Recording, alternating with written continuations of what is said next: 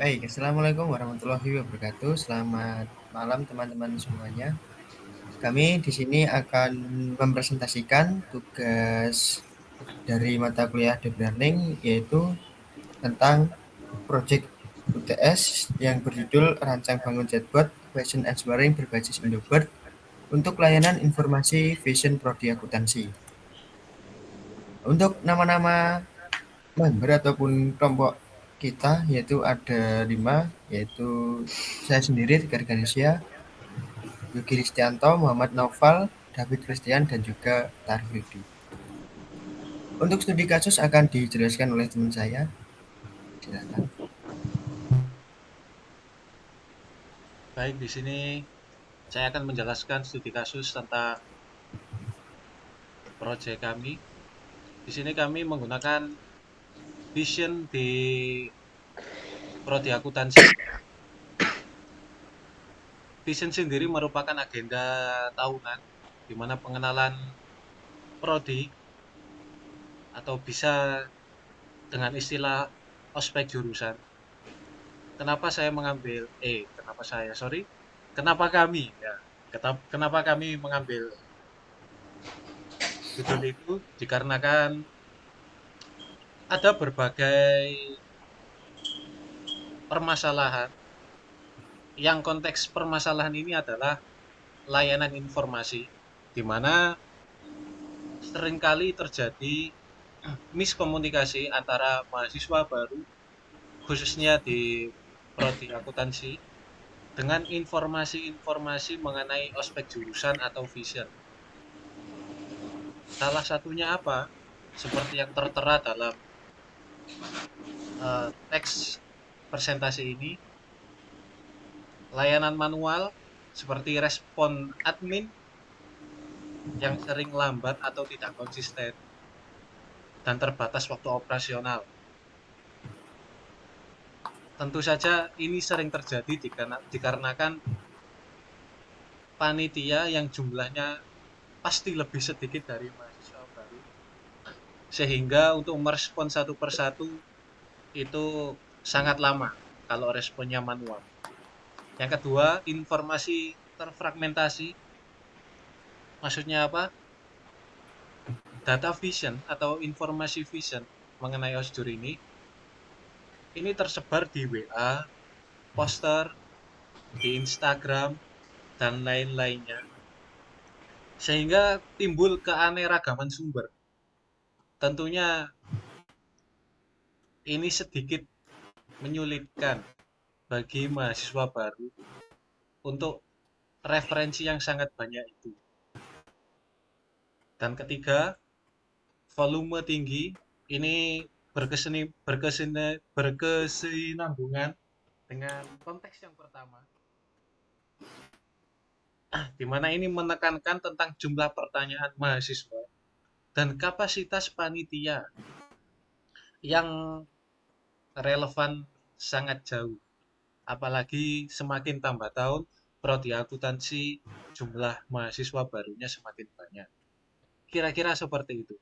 Oke, terima kasih. Lanjut. Oke, yang selanjutnya yaitu dataset. Jadi sumber data yang kita ambil itu mengambil dari dokumen resmi atau ground truth, yaitu dari buku panduan, terus juknis penugasan, dan tata tertib untuk menjamin validitas dan konsistensi aturan. Untuk saluran interaksi realnya, kita mengumpulkan riwayat chat grup WhatsApp dan fax tahun lalu untuk menangkap variasi gaya bahasa asli mahasiswa baru yang sekarang. Terus yang kedua yaitu struktur dan format data.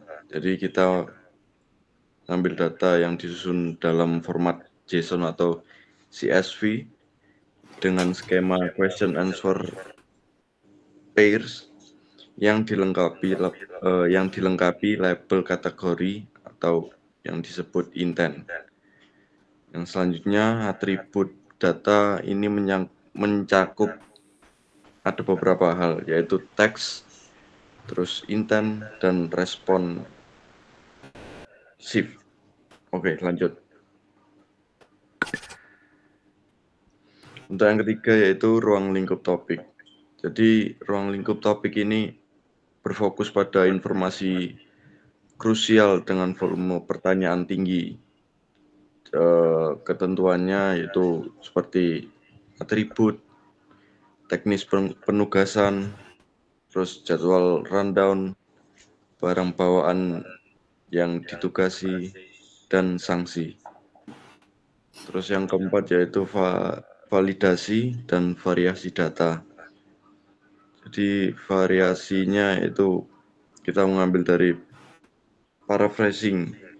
Setiap jawaban aturan dibuat 5-10 varian pertanyaan berbeda untuk melatih fleksibilitas model. Terus yang terakhir verifikasi panitia. Jadi seluruh jawaban divalidasi oleh perwakilan panitia vision untuk mencegah inkonsistensi informasi manual. Oke, sekian dari dataset.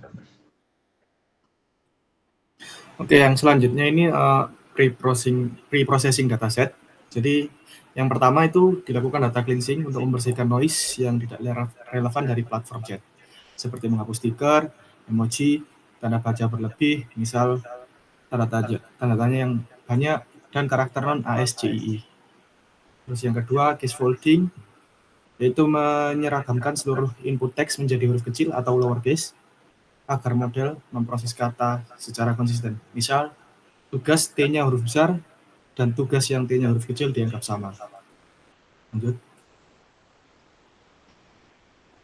Yang ketiga ini term normalization. Mengkonversi singkatan khas mahasiswa dan istilah ospek menjadi kata baku agar mudah dipahami Indobert. Contoh, TM menjadi technical meeting, maba menjadi mahasiswa baru, KPN menjadi kapan.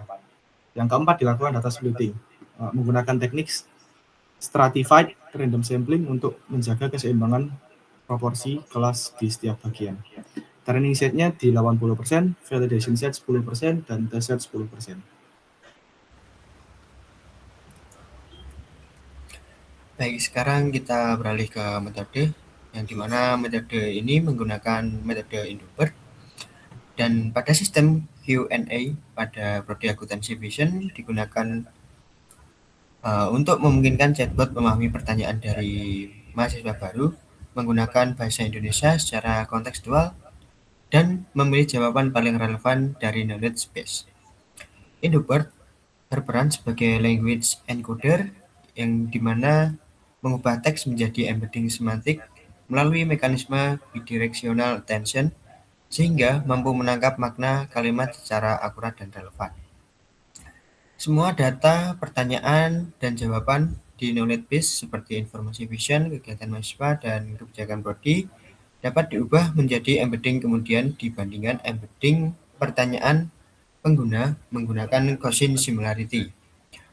Jawaban skor kesamaan yang tertinggi dipilih sebagai respon paling tepat dan relevan. Pendekatan ini mampu menangani variasi struktur kalimat tanpa melakukan pelatihan ulang pada setiap knowledge base yang diperbarui. Transformer encoder memahami hubungan antar kata secara menyeluruh.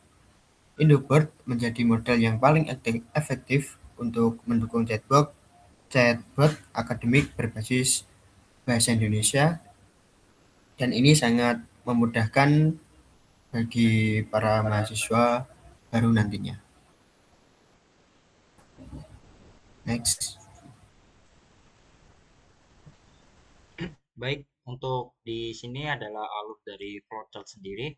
Bisa dilihat bahwa di alur flowchart sendiri yang terpenting itu adalah bagaimana ketika user memasukkan suatu inputan atau menanyakan suatu hal itu diproses melalui dari dalam processing data yang akan kami gunakan yaitu RAP sendiri.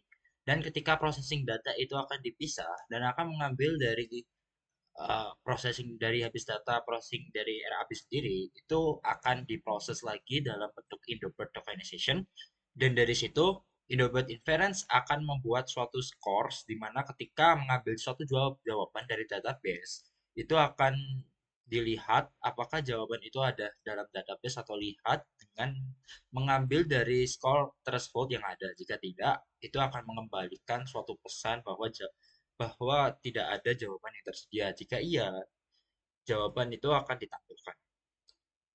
Oke, selanjutnya. Oke, dalam rencana dan pengembangan dalam pengembangan dan evaluasi tersendiri,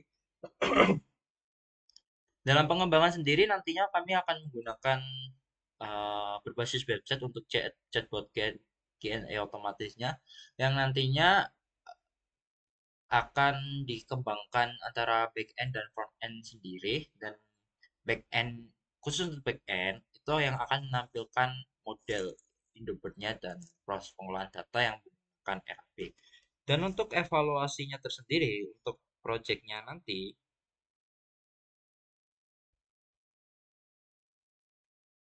penggunaan metode Indobot dan Retrieval Ranking atau RAB untuk membuat jadwal akuntansi ini dalam menggunakan pertanyaan yang lebih akurat dan memilih jawaban yang paling relevan dan dari knowledge base.